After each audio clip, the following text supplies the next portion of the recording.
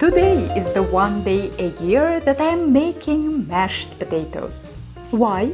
Because Thanksgiving is coming and I've been getting lots of mashed potatoes questions.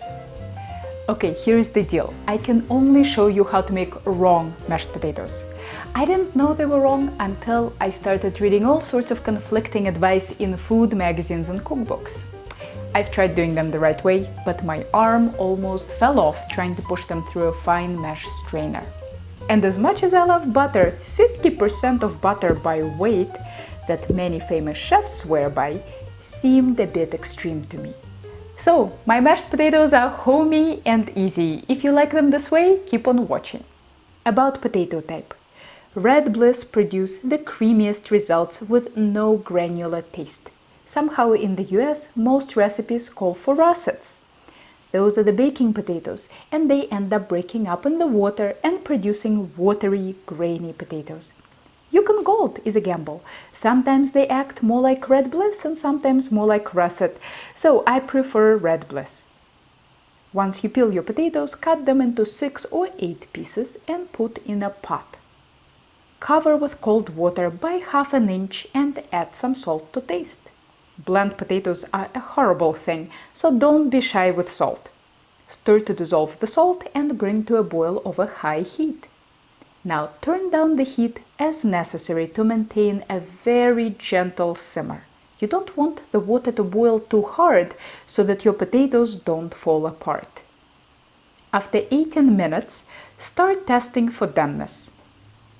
When potatoes feel soft when poked with a knife and slide right off it, they are done. Make sure to test several pieces. Strain out the water and get the pot back on low heat. Now we're going to evaporate the remaining moisture. This only takes a couple of minutes and produces tastier potatoes. You don't want potatoes to burn or brown, you just want them to get completely dry. I like my potatoes tangy, so I add about 1/3 cup of sour cream. A pinch of pepper and we can start mashing. My pot is still on the lowest heat possible to keep everything warm. Using a masher is kind of incorrect. The best tool is technically a potato ricer, but not everyone has it, and it's a bit of a pain if you're dealing with a lot of hot potatoes. I really don't mind the texture I get with a masher. As long as you're not putting them into a food processor, you won't get gluey potatoes. Keep mashing until you get the texture that you like. I like smooth with no lumps. Now let's add about 3 tablespoons of butter and some chives. Chives are of course optional. I don't want to mash them, so I prefer to get the right texture first and then switch to a large spoon after I add the chives. My potatoes also needed a pinch of salt and pepper. As always, taste and adjust. Stir it all together and you have mashed potatoes. I loved them when I tasted them at this stage, but since I make mashed potatoes at most once a year, I forgot something very important. They firm up as they sit. So this is one case where you should do what I say, not what I do.